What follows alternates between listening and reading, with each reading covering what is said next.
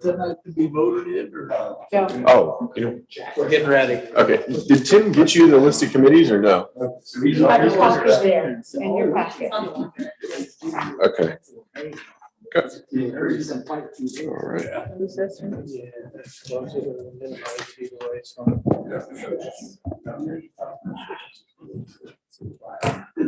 List.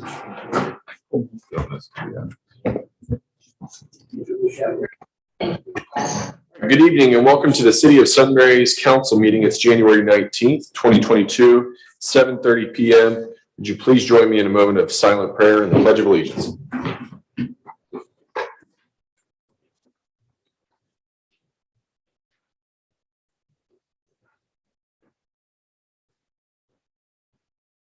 Amen. Amen. I pledge allegiance to the flag of the United States of America and to the republic for which it stands, one nation under God, indivisible, with liberty and justice for all.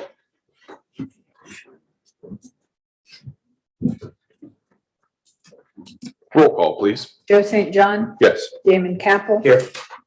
Marie Neff is absent. Tim Ghost is absent. John Grumney. Here. David Martin. Here. Cindy Cooper. Here. 5 present. And I'd like to start with the State of the City address. And this is in the year 2022, but a lot of this is recapping what we accomplished and some of the obstacles that we were challenged with in 2021. I will read this into record. Welcome to the 2022 Sunbury State of the City address. 2021 revolved around adaptation, pivoting, and demonstrating our resilience. It was a year of learning and transition. We've matured from a village to a city, having additional responsibilities and ownership for the way we govern. I would like to acknowledge and thank former Mayor Tommy Hatfield and former Administrator Alan Rothermel for their longstanding commitment to Sunbury and preparing Sunbury to become a city.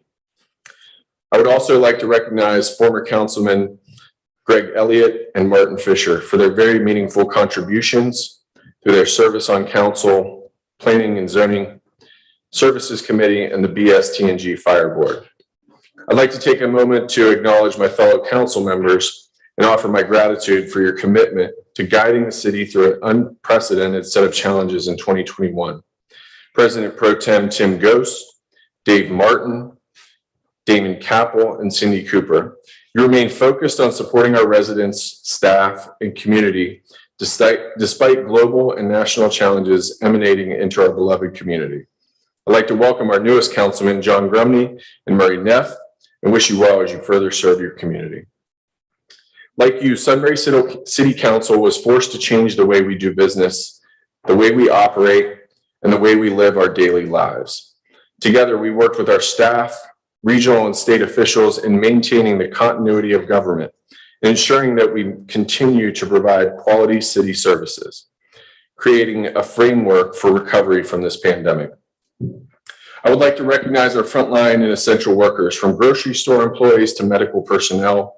Additionally, I owe a special debt of gratitude to our city's first responders, administrative staff, services department, and wastewater department for maintaining high levels of service. We could not have thrived this past year without you.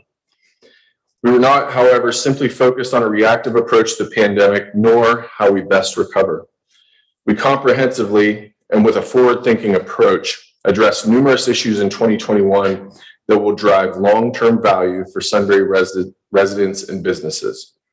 We're in the process of methodically reorganizing and realigning staff to meet the service demands of the future. We are thrilled to support the opening of the new Big Walnut High School. We are honored to support the Big Walnut students and staff and the Delaware County Sheriff's Office through the addition of a Sunbury Police School Resource Officer.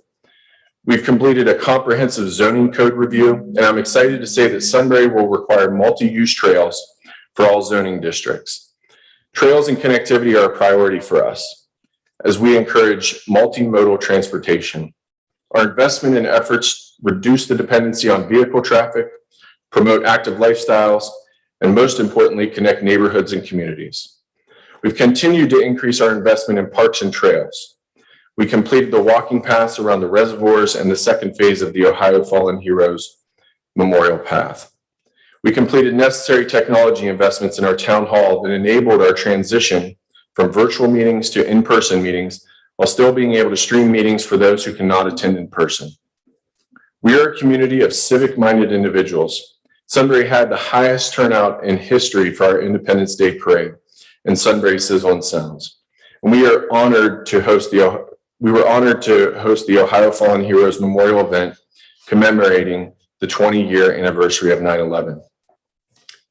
We created a volunteer portal called Volunteer Opportunities that connects volunteers with needed projects and initiatives such as Help a Senior, Adopt a Park, and Bicycle Ambassadors.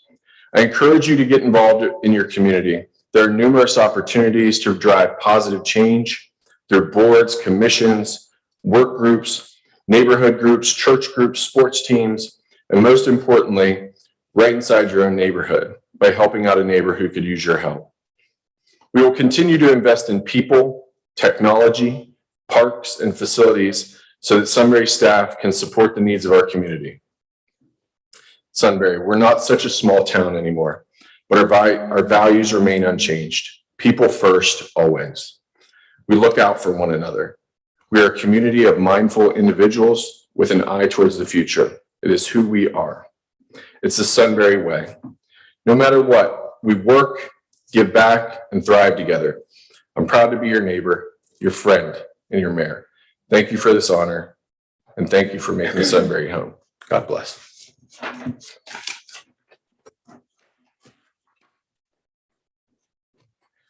That said, I asked the committee chairs to prepare a couple of comments or list of accomplishments from 2021. Tim Gose is not able to attend this evening, but we do have Damon Capel here representing the Services Committee. I wanted to highlight a couple of the bigger accomplishments that we've had through the services through this year. One of the largest of which was the Cherry Street turn lane being installed, giving easier access to the new schools and completing a critical bullet point that was highlighted in the traffic impact study regarding the schools. We had a rapid remediation of the storm sewer issue at Bauman that saw severe street flooding and impacted the residents' housing. We turned our focus to wastewater treatment staffing. It's ongoing still, and we have more staff to onboard, but we've started to fill those gaps there, and that's been an improvement. We addressed tree replacement in Sunbury Mills, replacing over 60 diseased and dead trees in that development. And then we invested in the Little Walnut Creek Interceptor Sewer, which despite some setbacks has paved the way for a lot of additional growth in new developments coming into Sunbury. So with a revitalized services committee, I would say, and our two new members, we're looking forward to seeing what we can do this year. Thank you very much, Councilman Capel. Great work. Is there anyone else? I didn't want to skip over anyone if you had prepared comments. Okay. Thank you. All right, I would like to move on to minutes from January 5th. I'll make a motion to approve the minutes. I'll second. Second by Cindy Cooper. Is there discussion on the minutes? All right, I'd like to take a roll call, please. Joe St. John, Yes. Cindy Cooper, Yes. David Martin, Yes. John Grumney, Yes. Damon Capel, Yes. 5 yeas. Excellent. We're on the visitor section. I'd ask for our first visitor who is scheduled. His name is Carson Bice from Tischler Bice. They do impact study analysis and several other, I'll say, fee analysis for municipalities and local governments. And we've asked Mr. Bice to come here today and review his impact study results. And we'll do a Cliff Notes version. This was already covered in the finance meeting earlier this evening. And Mr. Bice, the floor is yours. Thank you. Thank you, Mayor, members of council. It's my pleasure to be here. A little bit about our firm. We've been in business now for over 40 years. We're based in Bethesda, Maryland and Boise, Idaho, and we specialize on cost of growth issues, primarily impact fees and infrastructure financing strategies. We also do fiscal and economic impact analysis. We've done more of this type of work than any firm in the country. As you can see here from the map, we have an extensive national client base and have done quite a bit of work in the state of Ohio and are currently working on impact fee studies in Lebanon, and just recently completed a study for the city of Delaware. So a little bit about impact fees from a sort of the layman's perspective. Impact fees are a one-time payment, typically assessed at building permit time. It's only paid by new development. Your existing residents and businesses do not pay the fee. The impact fees go to offset growth-related infrastructure. It's not a tax, but in other words, it's more of a contract with the development community to build infrastructure. The reason I say it's not a tax is because it is a fee, and a fee is designed to cover typically the cost of providing the service, and a tax is designed basically to raise revenue without any sort of relationship. Yes, sir. So is it built into their mortgage then when they sign on?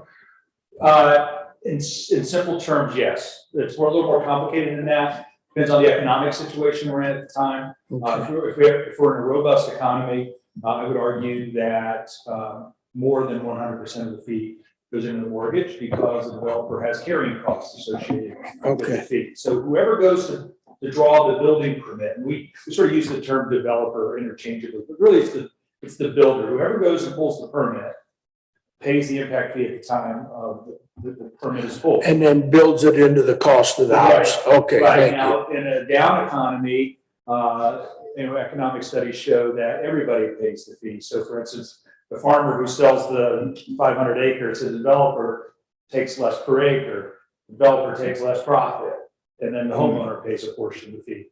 But in a robust economy, I would argue that usually more than 100% of the fee, the fee plus carrying costs gets rolled into the house. Okay. And it's interesting you bring that up about the mortgage, because we have been doing some affordable housing related work on the effective impact fees. And I was telling Steve before, or no, it was the mayor, St. John, before the finance committee meeting, that we recently did a $15,000 school impact fee in South Carolina. And when you look at what the average burden in terms of the average sales price and how much of the income goes to housing in that community without the fee, I think it was like 25.2%.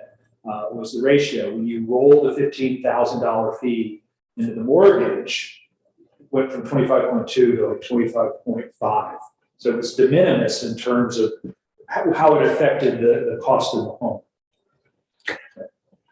This fee, though, would not be attached to somebody who's moving into the area and buying a house that's already occupied by another family. In other words, it's a new development related fee. Right. Okay. Right. Thank So you. it would be a new house. Exactly. So since it is a fee, it does have to, and particularly for impact fees, we have to meet a legal challenge. It's a three-pronged test. One is the nexus. So you have to prove through the study that you're going to grow, and that growth is going to generate the need for infrastructure. And so that's what the land use assumption is part of the document. We also have to show benefit. We show benefit in two ways. One is the timing of the expenditure, and second is geographically. So we have to spend the money within a reasonable period of time. And because you're a small community, we really don't have to get into service areas, and that's how we show geography. The idea is that geography is you don't have fee payers in one area of the city paying a fee that then goes to build infrastructure in another area of the city for which they don't benefit. And we really don't have that here because the infrastructure systems that we're talking about are citywide in nature. They're providing these systems citywide. We don't have any barriers, so to speak, geographically that would cause us to recommend service areas. We also have to show proportionality, and that's why we just don't see a residential and non-residential fee. There are subcategories, so there's single family versus multifamily, retail versus office versus commercial, because all these land uses have different demand indicators in terms of employees, person per household, vehicle trips, et cetera. So the fees that we're looking at in Sunbury, next slide, please. There's four infrastructure categories. One is municipal facilities, the other is police, the other is parks and rec. And then there's roads, citywide service area. We are doing a consumption-based approach for municipal facilities, police, and parks, and we're doing a plan-based approach for the road impact fee.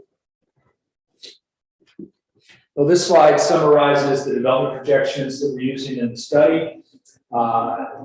In terms of residential development, we're projecting an increase of about 533 new housing units. The majority of those are single family.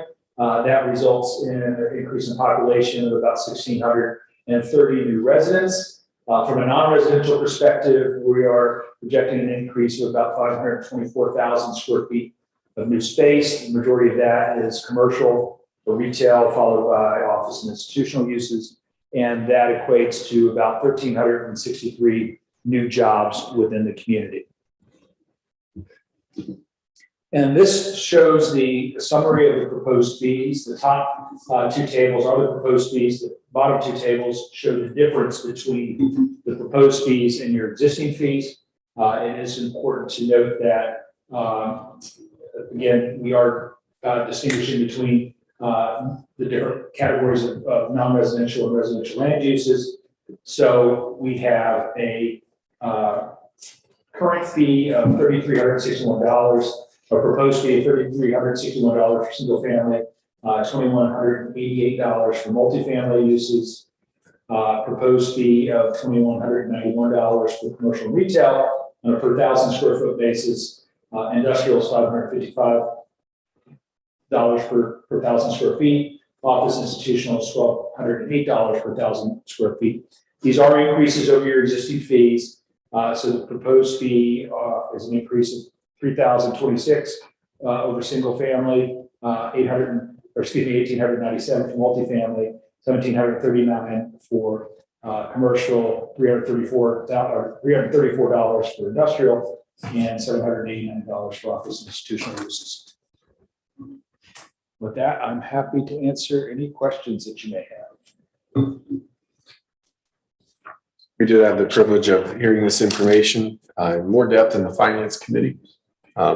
This time, are there any questions from council? All right. Mr. Vice, thank you very much for coming in today. Thank you for your thorough review, and we will reach out with questions. Thank you. Thank you again. Are there any other visitors here this evening? Seeing none, we will move on. Committee reports. John Grumby. Late on You're us. headways. Just kidding. Does anybody have, actually, Cindy, do you have kind of some carryover from last year's committee, school related? Well, yeah, and I think I'm on schools this year too, so I'll just give a committee report for the school board.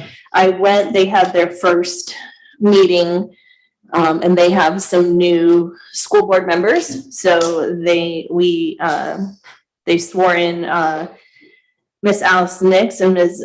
Angela Graziosi, and Mr. Doug Crowell was re-sworn in, and he was elected president of their board. He also is on, they do their committees a little differently than we do. They do them in their public meeting, and they just say, I'll do it like that. And so Mr. Crowell got on a couple of committees that are directly related to Sunbury. So I look forward to working with him. And the SRO agreement that council passed at our last meeting, that was brought up then to the school board, and it passed unanimously. So that was really nice to see. I did put a call out to Officer Whiteside. He is our SRO. Just ask him how it's been going. It really hasn't been that long. The first week he worked, the Delaware County officer who works over there was out sick. So Officer Whiteside didn't go right into doing his job, what he does now. But he said that DC Wade and Chief would be giving us an update, but it sounds like probably we'll touch base with Whiteside after a month or so. He really hasn't had enough time to give a report or anything, but I reached out anyway. Thank you. Yep, that's it for me. All right, thank you. Damon, did you have anything additional? No. Sure, Martin. I'm not on any committees yet, so I understand. I like how you play it tight to the vest. And by the letter of the law. It looks like it's tight to the tux. Yeah. Yeah. Yeah, Touche. I dressed for the picture tonight, and then 2 council members are sick, so. If you were only joking. Okay, so no additional committee reports. I do plan on being at the zoning commission next week because I am still on that committee. So anyways, we are on to police report. Chief Howard, DC Wade, do you have anything for us this evening? I'm trying to get Wade to do this, but he wouldn't. He wasn't in public speak. Okay, that's about end of your review time. You guys all have a copy of this. Just a few things I want to go over. We need to see about putting some cameras in the street department. That came up today. You guys probably aren't aware, but we had Brad call me. And we have some converter keys back in town. And we got the converter off the excursion that Brad has. That's probably about 12 fix. So I don't know if we should talk to you, but I think we should look at if the trucks want to sit outside, they probably have to some kind of surveillance on. That's what we're out there. Sure. Chief, is there any protection that a normal person or resident can invoke against this type of activity? I mean, you're talking about a piece of equipment that's under the car. You know, I mean, they're getting under the car with some type of cutting tool, correct? Yes. Cutting it off. You know, and it's like you said, you know, if you have insurance and you have $1,000 deductible, that's $1,000 hit right there. At a minimum to you, probably. I don't know if it's a comp claim, and Tim's not here. He'd be able to answer it easily, but certainly would be a hardship to a resident. You know, I think they do it at night, probably. They got one from your office, when it was daylight. I was going to ask you that. We didn't have the chance to talk. It was daylight, but I mean, they're being brazen about it. I've been told. I asked, and somebody told me today after, you know, I talked to you that they're up to $500 a pop on the street now, potentially.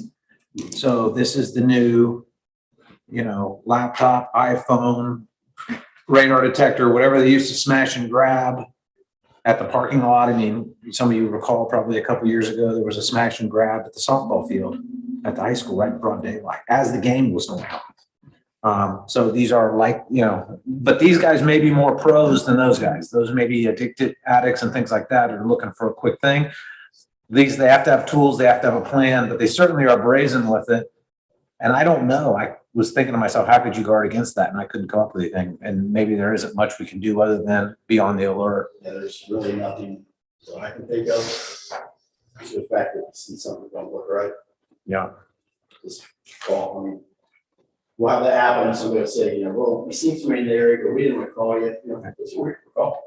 So it might be something to think about putting on the website as a residential type warning, be on the lookout. And This is what Facebook they've too. done, Facebook too. Get people on the look for these guys because they are not probably people that live here. And they're getting your converter in about probably a minute or less.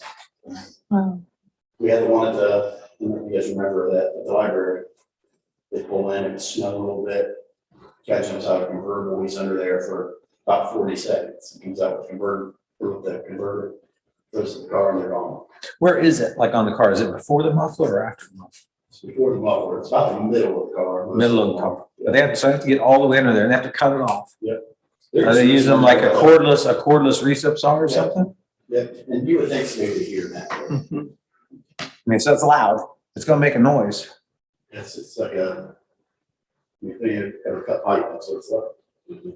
It's gonna be growling and squealing and everything else, but like I said, it's less than a minute. Maybe Steve work with Chief about what to say in that. I mean, you don't want a resident necessarily trying to engage somebody like that, but certainly a picture of the vehicle, the license plate, them with a cell phone would be helpful to try to, Yeah, it's the car Put a that case together. doesn't match it. Right. Yeah. So this hasn't happened in any residential areas yet? It's all been public parking? So far, it's been, Monday in front of Dave's office in Yummy. And then Brad said he thought they got it, last night. Street park. But then Brad did come back and said it could have been day before, but we're not sure. You didn't drive it in between. It was sitting at the services department. Got it. Okay, thank you. Today he started it, he said it's not gonna do the I believe it. All right, thank you. Our cruiser for this year, they're not releasing them yet. We couldn't get one last year. This year, What the guy told me, I talked to him today, he has 328 cars on order. He said, once they release those cars, his order is gonna be gone in 2 days. So I guess what I'm looking for council is the approval to, if this guy calls and says, hey, we're setting 201 on the list. And if he calls us, I had 205 cruisers here, can I tell him? Okay. Assume you budgeted for It this. is funny. Okay, all right. Yes, We can work. I won't have time to come back and say, hey, the car's in and can we get this approved? And then that's everything. So do we Oh, need okay, a we have to motion and a let's talk vote about that, to? though. I'm not. In concept, it's budgeted, but they have to approve the expenditure. And they have to have a number to approve the expenditure. Can we do a not to exceed? mhm. Yeah, $39,000, but he said would not exceed $39,000 for 2023. So we could do that after his report. Is this gonna tonight. happen in the next 2 weeks? It could happen tomorrow, it could happen in April. Yes, ma'am. Well, let's plan on talking about it the next couple of weeks. I mean, there's support for it. I just want to make sure that we cover what you need to cover. Because normally, you're getting a spec sheet and a proposal in a car, either on state bid or something that matches state bid. We've got a little more latitude under the charter now to go outside of it, but there's findings that you have to make to be able to go outside of it.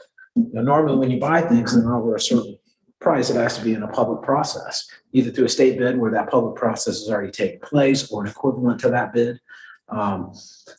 Now we have the ability to do some more things, but we'll just have to talk about it and see what we can do to do something like that in advance. You and I know normally you're getting the specs, it's the number. You've said, hold it for me, and they'll give you until Wednesday. What do you mean? Doesn't sound like that is available to you now. Yeah, when I talked to him today, he was actually in Florida and just stated that once he gets the okay, that he has X amount of cars coming in, they're gone. Is this pent up because of the chips? He didn't say why. Okay. I'm assuming it's because of the checks. So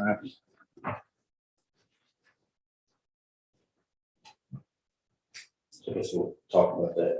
What was the not to exceed number? He said that they're coming in just under 39,000. And do we know anything about the vehicle type and that and who it's with? It's with Tim Lively where we got the last two. He does the state bids up there. It's the Tahoes. I think the last ones we were at, what, 37-ish? But with the outfitting, it was closer to 55. Well, that out there would still be, there'd be additional. We got the cars, I think they were 37 and 19. I don't remember that 19. But this is to get the car, the outfitting This is on top of that. is on top of it, but that could be scheduled and is paid separately. Yes, It's not paid to the dealer. we get the car, Bruce comes here and then it goes to bar and outfit, So you're talking about a car that's not to exceed 40,000? 39. He said 39? under 39. And are you requesting just approval for one or more than one? And this outfit does hold the state bid? State bid. Okay, yeah. They actually beat the state bid for us last night. But they're the holder this time. They're not the holder, they match it. Oh, Oh, okay, so it's equivalent. Yes, And it's for a Tahoe, yes. 2023. How can they have 2023s out?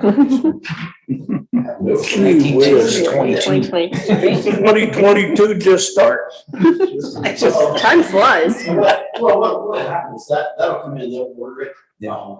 And if we say we want it, we're not gonna get that car for a couple of months. What are you signing to get the car? That's what part I'm wondering. Like, couldn't you just tell them, yes, we're gonna do it and bring it to us for approval afterwards? I can do that. Or you're not paying the 39,000 that day. No, but I don't wanna tell you, yes, I hate it, and they got call me a couple days and say, hate it enough. Right, and that's why I was saying it wasn't budgeted. Okay, that's check mark one. And then you said, can I go do it? I said, yes. I don't think we need to go right now and appropriate money or approve a purchase order. We don't have Any it. money until probably Right, June or July would be my guess at the earliest. right. I just want to prove from council, if they call, I can say, yes, we want this car and get it ordered and get it. And that makes sense. Yes, yes, you can. Yeah, do we need to take formal action based on that? I don't know. I'm thinking you have enough that you would put it in your record. And you've got 5 of you here. All right. I'd like to make a motion to support the 39,000, not to exceed $40,000 I'll second that motion. police cruiser. Second by Again, Dick what Martin. was the name of the dealer? Tim Lally. LALLY. And they're, Tim Lally Chevrolet. Yes.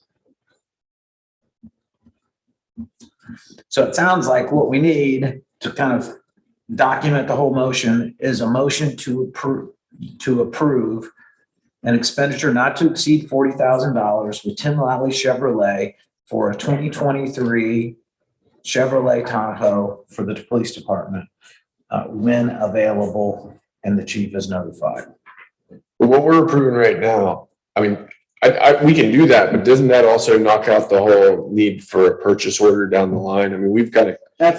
We could probably still have you approve the purchase order, but that's formally giving him the ability to sign the documentation as soon as it's available to reserve the car. Yeah, we're not approving the check yet, but You just may still giving it- have to approve the expenditure, but you're approving him Okay. to do it. She may still want a purchase order and have you approve that once we have the exact number, but that's up to you. You always did it with an ordinance in the past. Yeah. So this will work for now, and then we'll do an ordinance when we get a firm number. Right. Because by then we'll have the outfitting, which will be, And I can always do a ratifying orders. I just don't have that for tonight. And if he's worried about it happening in the next 2 weeks, I prefer to have a motion and a vote in the meeting.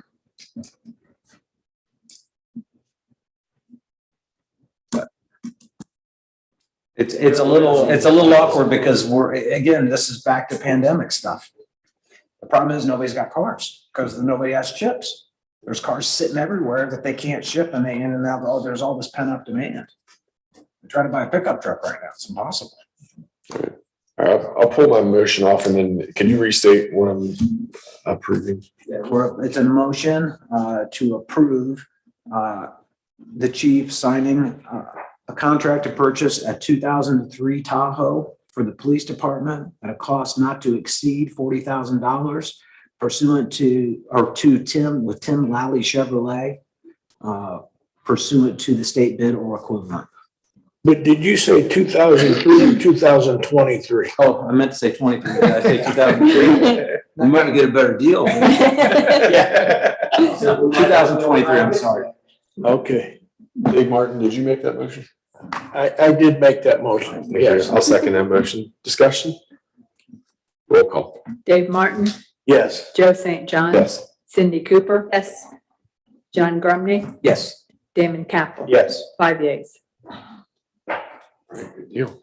I was trying to make that difference. Yeah, you were. All right, we're on to number 3. Traffic for the school, or that would be. We looked at some signage for do not block intersections at Miller and Tippett.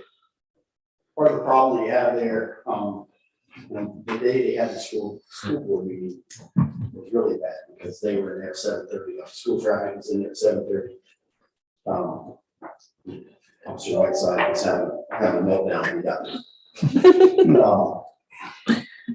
We have that. We're looking at no through traffic. They're cutting through Advanced Auto and go down the backside of the road and come out that way. We're gonna take them off to January. And we have officers around physically watching with both the signs posted. Officer Whiteside is every day compiling basically a note or I don't know what you want to call it. A recap of the day. Yeah, he's just keeping track of how it's going and what's, problems or not problems. And we're trying to have him have that ready for the first meeting in February to see where we're at with that. Chief, I'm going to throw something out there just for consideration of council. Going in and out of the school, getting in was good when I was there. Getting out, the problem that I saw is at the intersection at McDonald's. Because you got the traffic coming to turn in, and when the stacking clogs that McDonald's turn lane, you've got northbound traffic that can't move because they're waiting to turn left to go into McDonald's. And if it just wasn't stacked, if there was one car lane, they can get out of the way and people can go to the school. So maybe I was, for Dave, I thought to myself, gosh, it'd be nice if that was somehow marked. I don't know if you put anything in the lane of traffic for when that happens in stacking, that this is not a stacking area, you hash it, I don't know. I would throw that out there, just maybe to look into and see if there's anything we could do. The problem is Whiteside has to stand. Where he's standing is up past that to the south on the sidewalk, trying to figure out what he's going on and work his whatever, the light signalization. Yeah. And when I was there, somebody was in the way. And by the time he runs back to try to get them out of the way, the stacking goes all the way back to the south to the intersection as people are trying to get. And he, you know, by the time he got there, it kind of worked itself out. But it is an issue, and it's almost like he needs an extra hand, or you need somebody standing there, but I don't know if there's a way to somehow mark it to where people would. So there's a left turn lane from Miller Drive on 237. So what if that left turn lane got extended so that then there was a left turn lane into Tippett Court? And that way the traffic going to the school would not have to get in line behind the traffic turning into McDonald's. It might be a solution. I mean, I'm the road is. pointing at the engineer saying, I can see a problem. The but I road can is fix the it. same width through that part. So would that just be, extend that left turn lane so that it's a left turn lane on to Tippett Court? The answer is yes and no. It's always yes and no. Yeah. There's not likely enough room between the two to double stack it the way you want to do it, to have room to come in and get out of the way and provide any appreciable stacking. And having said that, we'll take a look at it. We'll see what we can come up with and how we might devise that to provide for some way to kind of sneak around. We do have plenty of asphalt there. We got 36 foot of pavement there. So we got room for three. We got room for 3 lanes there if we can figure out at least across the way. But the problem is the depth of stacking you need on your left turn on Cherry Street. But real quick, I think your approach of doing the daily note taking in all the data from the radar signs. I mean, I've sat personally in different streets waiting, you know, watching the traffic myself through the different times. I mean, it's a very short burst of like peak flow, and it does get to a pinch point, but I would say all things considered, it's going like excellent compared to what we said was going to happen based on the traffic impact study. I mean, it's going about as good as possible. I think Whiteside is doing an excellent job. I think having the other officers, you know, kind of patrolling the area is an excellent job. I also think that, you know, a couple things. We're working on a strategic plan to address the whole traffic in that corridor. And those aren't, you know, short-term fixes, but I think we can show that we're working towards a goal there. But also, I think what the chief came up and said to me is there's some tactical things that the schools can work on, double stacking, pulsing. I mean, Kittner Parkway, if you've driven up there during school, it's like nothing. And that's great. I think we did a real good job, you know, driving the behavior of parents, kids up one channel, school staff, buses up the other. But it's totally underutilized right now, in my opinion. I mean, Kittner Parkway is wide open. Not the greatest condition road right now. We do plan to improve that next year. But I think in February, we need to recap internally and meet up with schools and figure out how we address this, because there's still just pinch points along the way. Is that fair? Okay. Is that all right? That was a big selling point for that location, is there's 2 signalized intersections in and out. Right.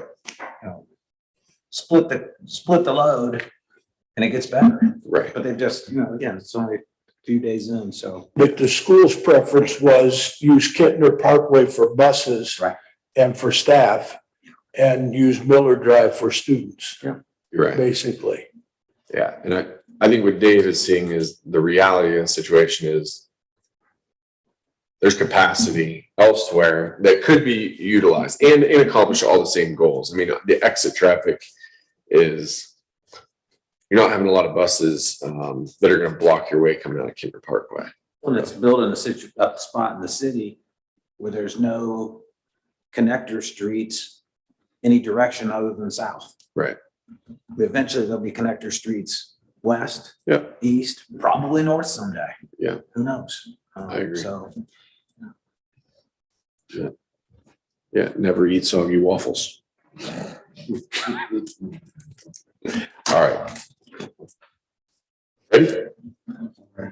Cool. Let's go, drone demo update. Drone, we spoke with Sergeant Sloan, or actually, DC Wade did, with the Elton Sheriff's Office, with staffing issues at the Sheriff's Office, well, we had, staffing issues, we're gonna try and hope to put something together next month.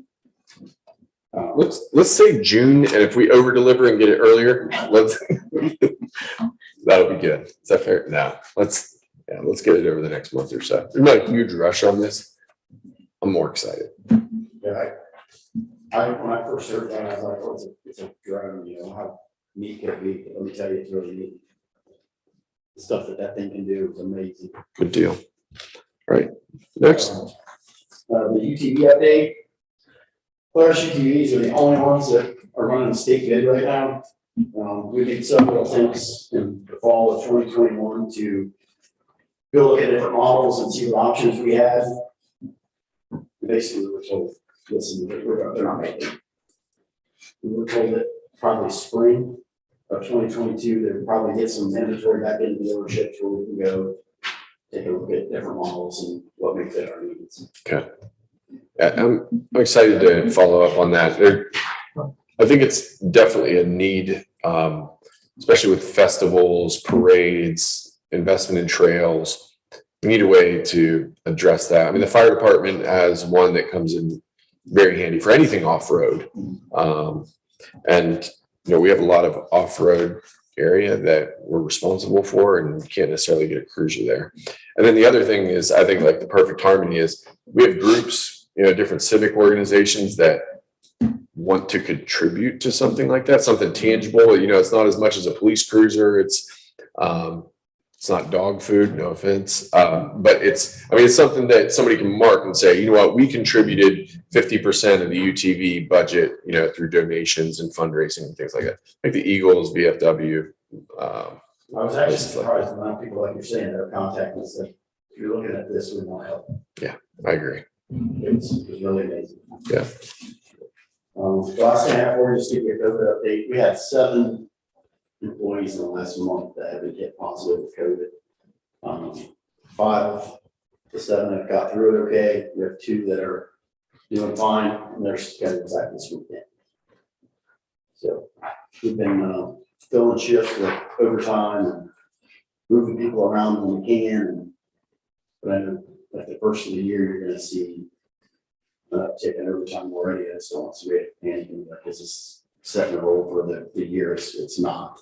We've actually got back to 8-hour shifts right now until we get some stuff figured out, and the COVID has really hurt us. Right. So that's all I have. Unless you guys have questions. No questions. Any comments for the chief? All right, thanks, chief. Great update. Thanks, DC Wade. The silent partner. The brains behind it all. All right. All right, we're on to the administrator's report. Mr. Piles. Thank you, Mayor. I loaded my report recently, I think yesterday. I'll answer any questions you might have. The only thing that I wanted to touch on was the snow event. I was in town Sunday when the ice started, where the freezing rain started to fall. Service department was out, they were mobilized and salting, and that probably worked well in terms of dealing with the ice and kind of providing a slurry for the snow that came on.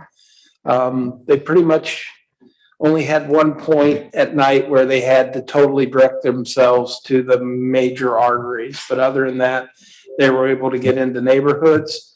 One lesson that we've learned is we're going to first try social media to encourage people to not park on the street. Had a couple streets where literally a car on each side of the street and the snowplow couldn't get through. So we do have a snow ban, you know, a parking ordinance. We're going to try social media and just encouraging people to think about that and get their car out of the way if they can. And then if we have a big event and we're still seeing conditions where people aren't complying, then we may have to, institute a snow ban and use that part of our ordinances. But they did a pretty darn good job, and compared to my neighborhood over in a larger neighboring city to the east, there was, I think a plow finally got through our neighborhood late that I don't even think they got one. It was the next day, actually. It wasn't even the night of the event. So they did a really good job, and then Mother Nature helped us by putting the sun out and got things cleaned out pretty well. And if you have any questions, I'd be happy to answer. Anything for Mr. Hobbs? I think you guys did a great job on the snow. Got on top of it early. I talked with Brad, I think early Sunday, and he had a really good plan. Talked to some of the guys plowing snow the following day and just said, had a really good approach to it, and the timing was right. I agree with you. The cars parked on the street. I don't know what to do about it, but I always think like we're going to plow one of these cars, scrape it, and why did somebody not move it off the street? Unless it was not able to be moved for some reason. But yeah, we need to address that. We'll try encouragement, and if that doesn't work, then if we have a 3-inch or above snow, we'll enforce the parking ban. Thank you, sir. Did the inclusion of Route 3 and Route 37 add to the turmoil of the plowing at all, since we're now a city? Right now, our agreement, and it's basically a verbal agreement with ODOT. We're gonna come back and revisit it after a couple snow events. They're coming through town, so they're keeping their plow down. Okay. Actually, Sunday, when I came back through, their salt spreader was going. But what they've asked us to do, which kind of slows them down, is the turn lanes and knocking it back at the intersections, so that, if their plow is going through 36 or 37 heading down to the Licking County line, it can just kind of go there and turn around. So that's our current agreement, is they're keeping the plow down, they're spreading salt, and we're hitting the turn lanes and cleaning up the intersections. Oh, good. All right. Thank you for that. Yeah. Great. Thank you, Steve. We are on to engineers report. Thank you, Mayor.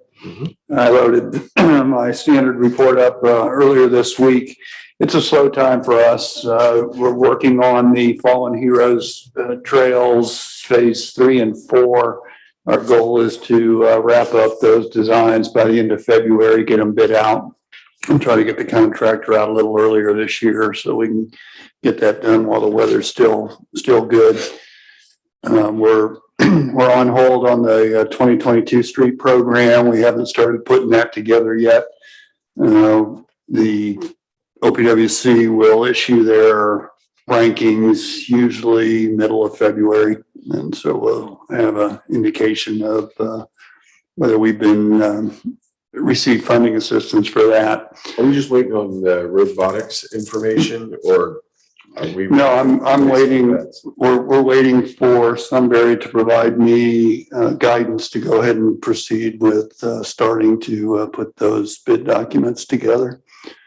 We're also on hold on the Reservoir Parks project, the fishing piers. I think there's an ordinance on your agenda this evening to accept the ODNR grant. I think the administrator is considering alternatives on how to on how that project could be delivered that might provide some efficiency to you.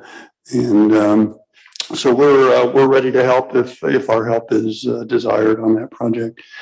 There's not much going on in construction. The car wash, Vantage, Newman, those are about the only little things ongoing. Rolling Hills and Price are going full bore. There's a pre-con tomorrow for section 1 of Price Ponds. Council approved those plans a couple of weeks ago. I believe it was a couple of weeks ago.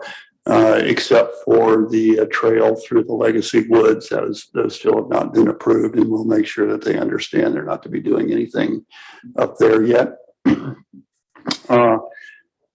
So with that, I'll be happy to try to answer any questions.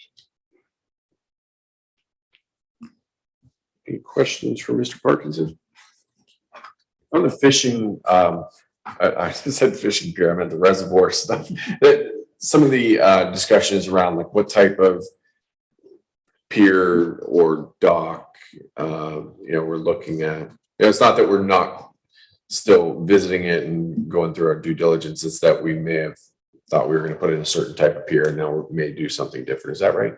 It's that, it's depending upon what buildings may or may not be left there.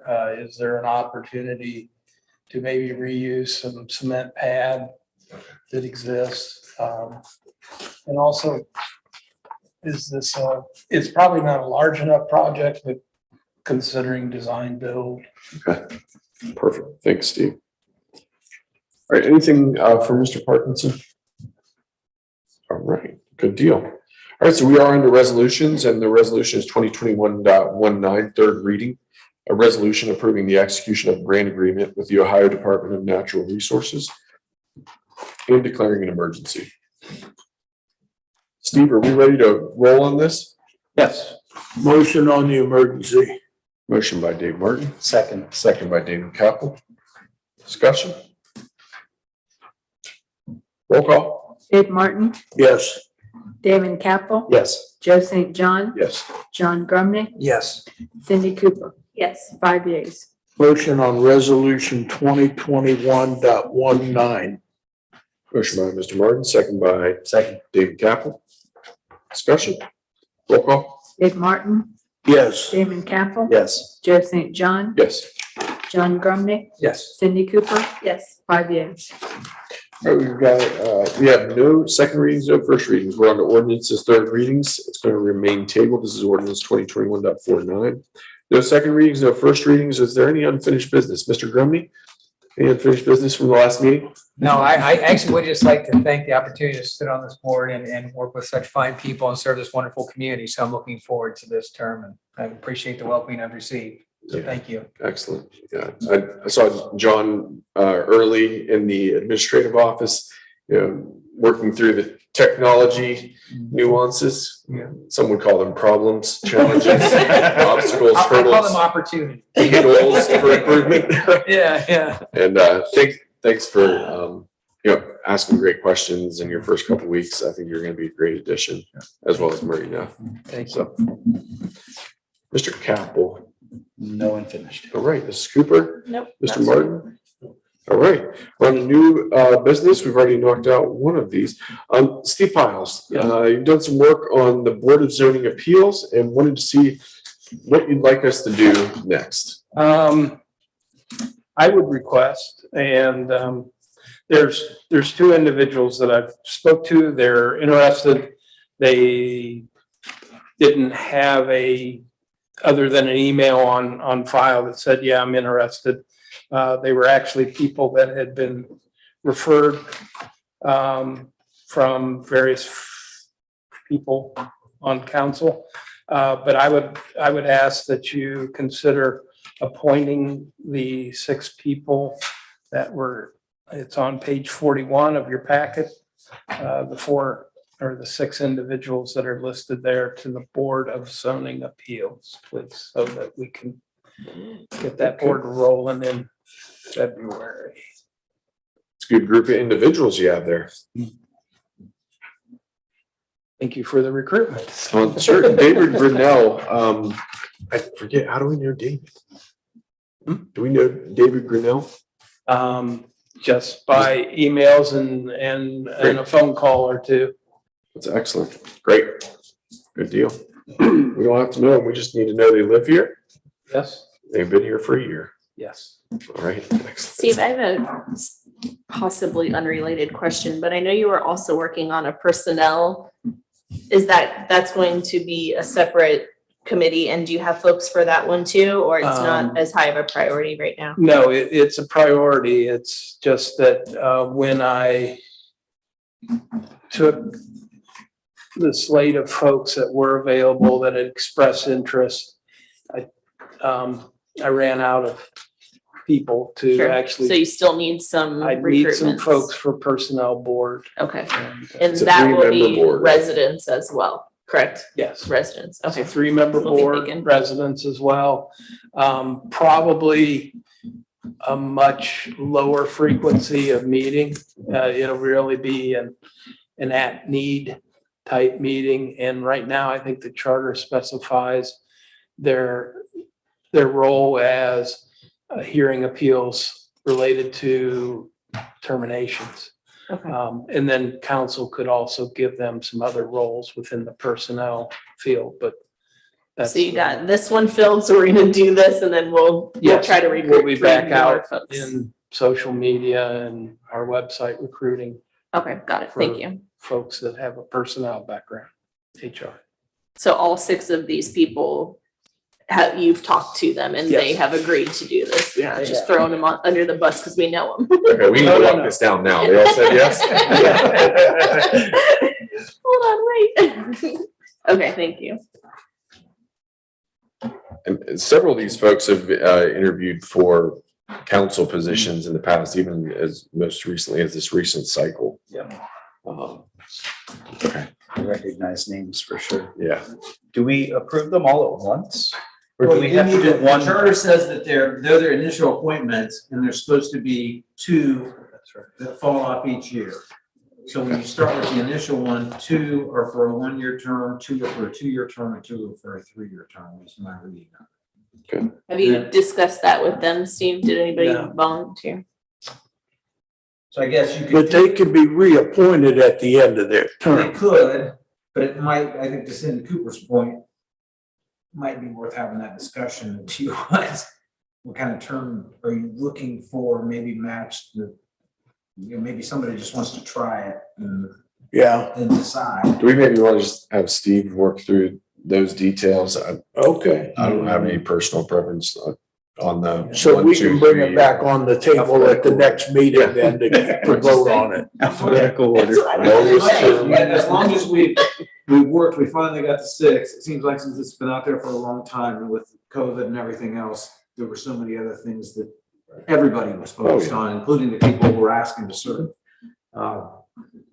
Maybe this is one last thing we need to get right before we actually move on it. Okay. And then after that, every year, the 2 people we elect will be elected to a 3-year term. Correct. They serve Okay. overlapping 3-year terms, so yeah. All right. So Does a year council from appoint now, them? I mean, if we do it, probably, maybe do it for, I mean, this is kind of a good time of the year to have it in, actually. Because you're kind of through the first meeting of council, maybe start at the beginning of February. Yeah, It'll be the second next meeting. But if they want to, they can, They can, they can be reappointed. They can continue to serve and be reappointed. Yes. Sure, it's up to you guys. You have the appointments. yeah. But my point was, once they get reappointed, it'll be for a It's a 3-year term, okay, constantly, so. okay, got it. After this one, everybody that gets appointed is. Right, yeah. Okay, understood. So you'll talk with them, Steve, and come back? Unless they're finishing out somebody else's term, which you know, Dave. I was gonna bring it up. Oh, yeah, go there. Unless what? In a perfect world, everybody serves the whole time. Yeah, but don't jinx us. If we have Live a in the village, eh? member that leaves the BZA, what's the commitment to replace that member? What's the time? Their unexpired term. No, I mean, like, How on soon? council, we have, X number of days to appoint or replace. I don't know that it actually speaks to that. Because ours are in our council rules, Yeah. which is like, it's almost like they would need to come up with their own rules. So my question then is, do we have to fill a vacancy right away, or can it wait until the following? Let me get back to you. There are some, the BZA is enabled through the charter. But a lot of the BZA and their formal rules and what they do and how they do it has yet to be done yet because we don't have a board and they're the ones that needs to discuss and figure out how they want to operate. The quorum is the issue, just like tonight. Luckily, we changed the charter so you five could conduct full business, which you're doing. Before the charter, you wouldn't have been able to do the votes that you just did on the park screen. So we need to be just cognizant of that. If being down a member sometimes affects their ability to have a meeting, especially if somebody's sick or hurt, you run into quorum issues, especially with 6, because you need 4. So being down only allows one person to be absent, still have a meeting.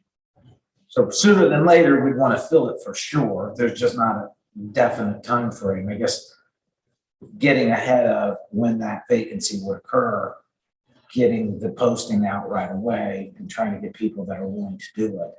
They meet fairly infrequently. They don't have a regular monthly meeting necessarily. They meet as needed based upon, filings and, matters to consider agenda items. So I don't know if that fully answers it, but.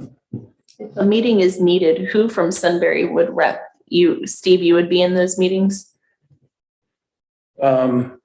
Is someone helping these folks? Oh, yeah. Okay, And we'd probably have legal counsel there. Okay. Of for their Some benefit.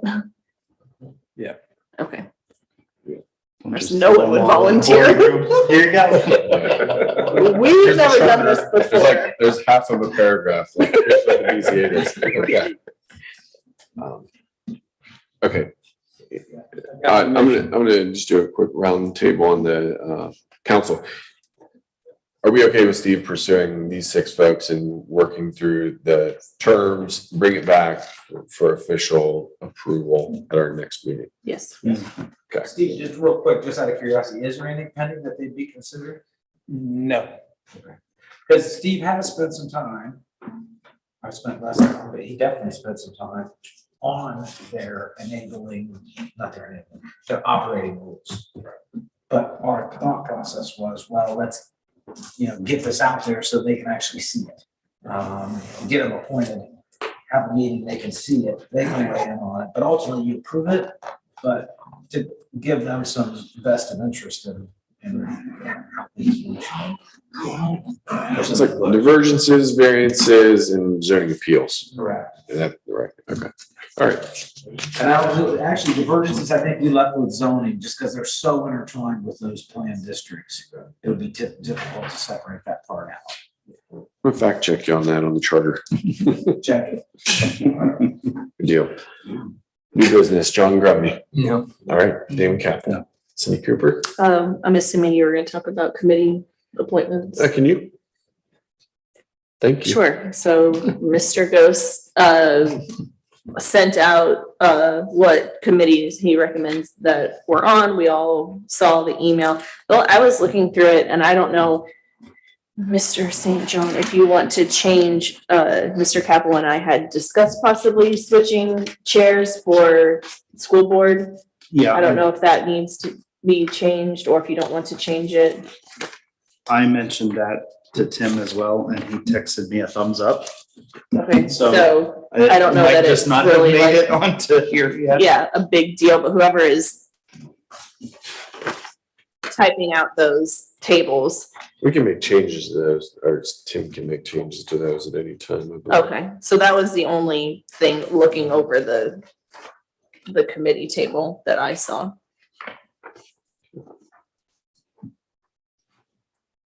All right.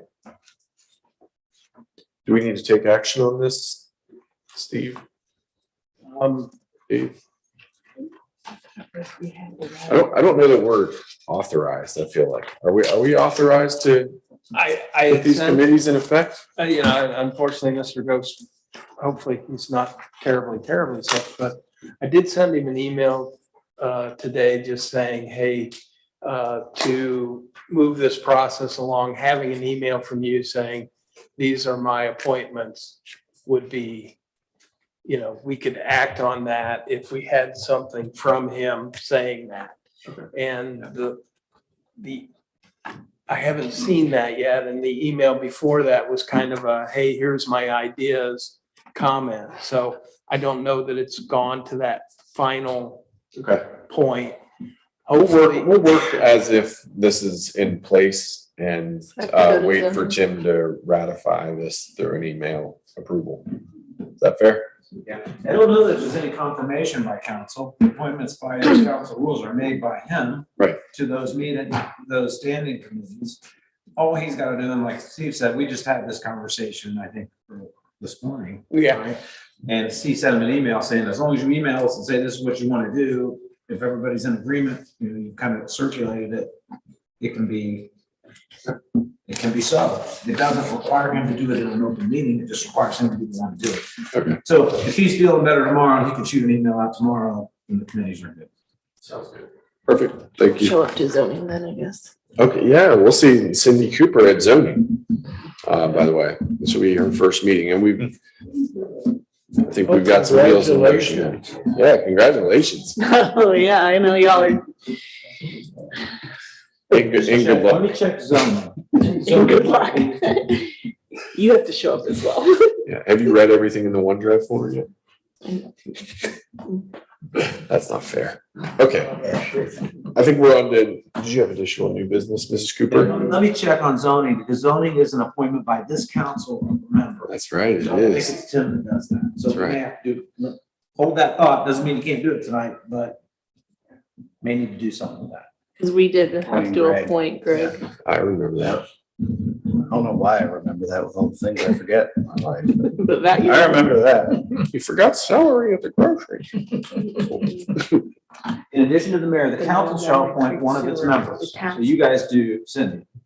To be a member of the Planning and Zoning Commission, who shall serve at the pleasure of council and shall be subject to such term on the Planning and Zoning Commission as specified by council, but not exceeding the remainder of that council member's term on council. And you're in the short.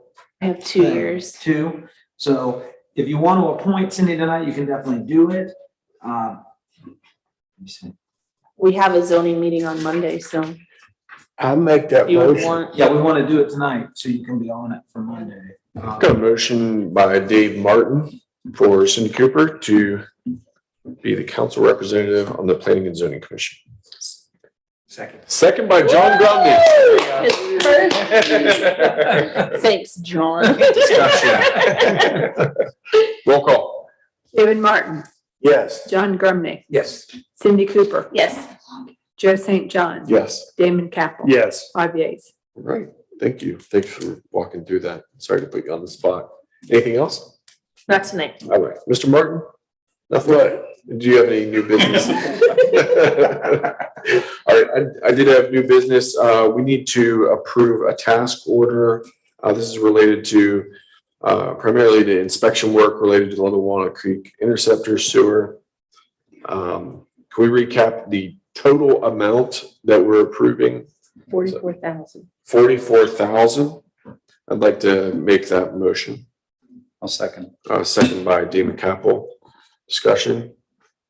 Roll call. Joe St. John, Yes. Damon Capel, Yes. John Grumney, Yes. Cindy Cooper, Yes. David Martin. Yes. 5 yeas. And we do have a need for a executive session. Dave, do you want to read the language? Or Yeah, it's pursuant to Ohio Revised Code, section 121.22G, conferences with an attorney regarding the potential purchase of real estate for public purposes. I'll make that motion. Did you read We that need or to have that invite- memorized? Said it a few times. It's on our agenda. Yes, actually, here. It didn't look like he was reading. After we have the motion in second. I'll second. Okay, we've got a second by Damon Capel. We'd like to invite, I believe, Mr. Bream, Mr. Piles, and Mrs. Belcher to the executive session. Is that fair? All right. Discussion and roll call. Yeah, thank you. Joe St. John. Yes. Damon Capel. Yes. John Grumney, Yes. Cindy Cooper, Yes.